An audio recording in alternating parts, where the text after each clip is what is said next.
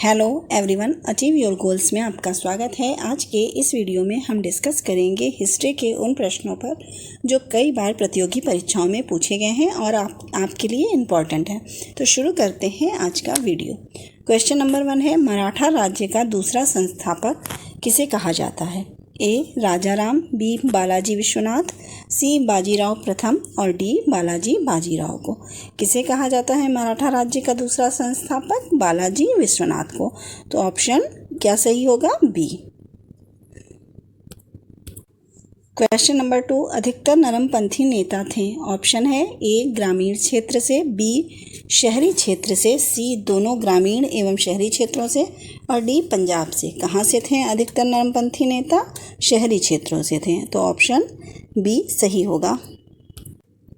Question number 3, प्राचीन नगर तक्षशिला निम्नलिखित में से किसके बीच स्थित था? ऑप्शन ए सिंधु व झेलम, बी झेलम व चिनाव, सी चिनाव व रावी और डी रावी व व्यास। तक्षशिला किसके बीच स्थित था? सिंधु व झेलम नदी के बीच। तो ऑप्शन ए यहाँ पर सही होगा।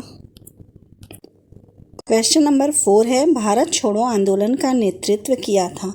ऑप्शन है A B R Ambedkar, B Jawaharlal Nehru, C Mahatma Gandhi और डी इनमें से कोई नहीं। भारत छोड़ो आंदोलन का नेतृत्व किसने किया था?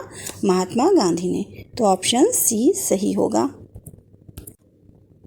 क्वेश्चन नंबर 5, चोल काल में राज्य की स्वामित्व वाली भूमि कहलाती थी। ऑप्शन है ए प्रभुमान्यम, बी देवदान, सी ब्रह्मदेव और डी इनमें से कोई नहीं। क्या कहलाती थी? प्रभुमान्यम।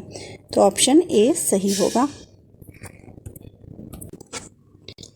क्वेश्चन नंबर 6, यह कथन भारत और इंग्लैंड के आर्थिक हित प्रत्येक क्षेत्र में टकराते हैं किसका है? Option A MG. Ranade, B Ramesh Chandra Dutt, C Jawaharlal Nehru और डी सुरेंद्र नाथ बनर्जी।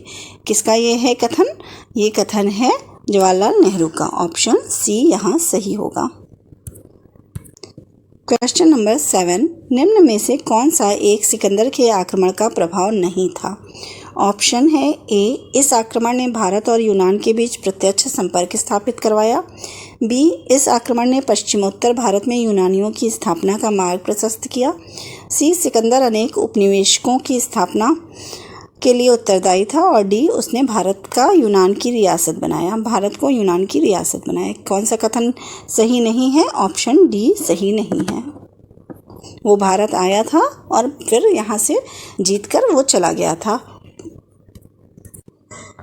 क्वेश्चन नंबर 8, पानीपत की तीसरी लड़ाई 1761 ईस्वी में किनके बीच हुई थी? ऑप्शन ए पेशवा बाजीराव द्वितीय और अहमद शाह अब्दाली, बी बाबर और इब्राहिम लोदी, सी अकबर और हेमू और डी औरंगजेब और तैमूर। किसके बीच हुई थी 1761 की पानीपत की तीसरी लड़ाई? पेशवा बाजीराव द्वितीय और अहमद शाह अब्दाली के बीच। तो ऑप्शन ए सही होगा। क्वेश्चन नंबर 9, किसने कहा था हमें मर्दों की तरह खुलकर कहना चाहिए कि हम अपनी मज्जा तक राजभक्त हैं, हमें अंग्रेजी राज्य से हुए फ़ायदों का ज्ञान है? ऑप्शन ए दादा भाई नौरोजी, बी एस.एन. बनर्जी, सी फिरोज शाह मेहता और डी इनमें से कोई नहीं। किसने ये कहा था? ये स्टेटमेंट दिया था दादा भाई नौरोजी ने। तो ऑप्शन ए सही होगा। क्वेश्चन नंबर 10, अनुकूल परिस्थितियों मौजूद होने के बावजूद गुलाम वंश के शासक भारत में अपने साम्राज्य का विस्तार नहीं कर पाए। इसका मुख्य कारण क्या था? ऑप्शन ए आरंभ में उनकी सैन्य शक्ति कमज़ोर थी, बी मंगोल आक्रमण का भय था, सी भारत में उनकी संख्या नगण्य थी, डी वे साम्राज्य का विस्तार करना नहीं चाहते थे।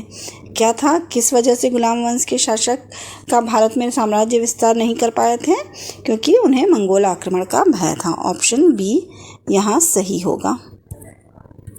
क्वेश्चन नंबर 11, रामकृष्ण मिशन की स्थापना किसने की थी? ऑप्शन ए विवेकानंद ने, बी राजा राम मोहन राय ने, सी केशव चंद्र सेन ने और डी रामकृष्ण परमहंस ने। किसने की थी रामकृष्ण मिशन की स्थापना? विवेकानंद ने की थी। तो ऑप्शन ए यहाँ सही होगा। क्वेश्चन नंबर 12, कहाँ से प्राप्त अभिलेख से महासभा की कार्यप्रणाली के विषय में विस्तृत जानकारी मिलती है? ऑप्शन ए उत्तर मेरू, बी तंजौर, सी मणिमंगलम, डी इनमें से कोई नहीं। कहाँ से प्राप्त अभिलेख से महासभा की कार्यप्रणाली के विषय में विस्तृत जानकारी मिलती है? ऑप्शन ए उत्तर मेरूर में। तो ऑप्शन ए यहाँ सही होगा। क्वेश्चन नंबर 13, शिवाजी को राजा की उपाधि किसने प्रदान की थी? ऑप्शन ए बीजापुर के शासक ने, बी अहमदनगर के शासक ने, सी औरंगजेब ने और डी महाराजा जयसिंह ने। किसने दी थी शिवाजी को राजा की उपाधि? औरंगजेब ने दी थी। तो ऑप्शन सी यहाँ सही होगा। क्वेश्चन नंबर 14, सितंबर 1932 में पूना समझौता महात्मा गांधी व किनके बीच हुआ? ऑप्शन है A B R Ambedkar, B Irwin, C J L Nehru, D Tej Bahadur Sapru. किसके बीच में हुआ था 1932 का पूना समझौता? महात्मा गांधी और बी आर अम्बेडकर के बीच हुआ था।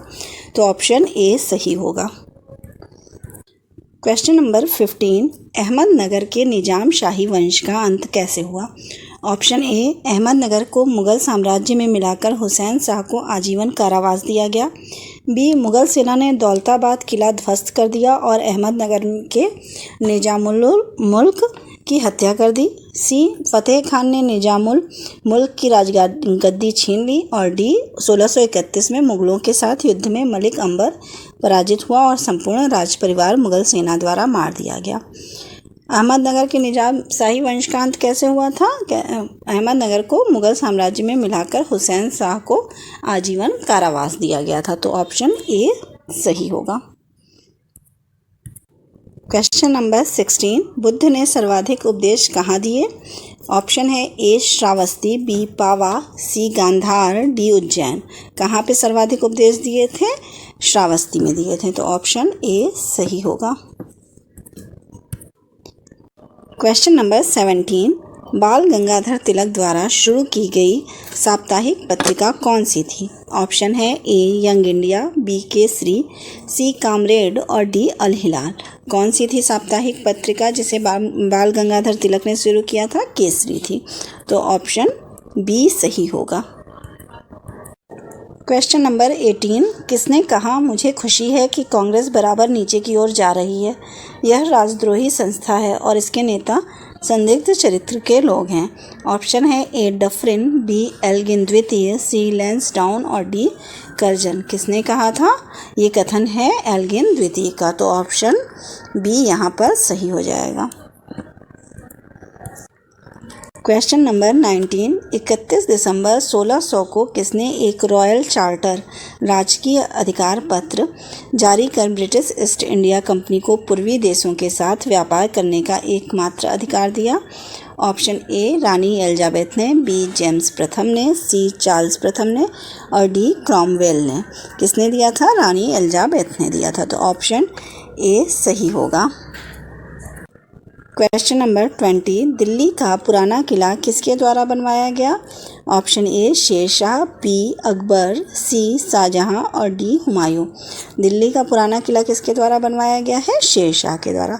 तो ऑप्शन ए सही होगा। अगर आपको मेरी ये वीडियो पसंद आई हो तो प्लीज़ लाइक और सब्सक्राइब करें। Thank you.